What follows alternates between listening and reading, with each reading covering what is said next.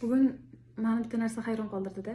Ertalab kayfiyatsiz, juda ham bir настроенияsiz bo'lib uyg'ondim.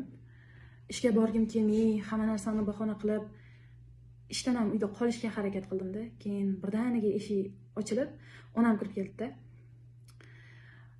Bolam ishga yaxshi borib keldi, meni quchoqladi. Shu lahzada ichimdagi og'irlik yo'qolib, o'zimni butunlay boshqacha yengil, juda ham bir kayfiyatim chog' bo'lib his qildim-da. Shunda tushundim, ba'zan odamga katta maqtovlar yoki katta davralardagi maqtovlar kerak bo'lmas ekan.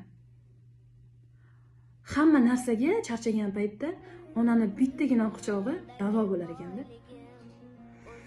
Chiroyligim ona yoni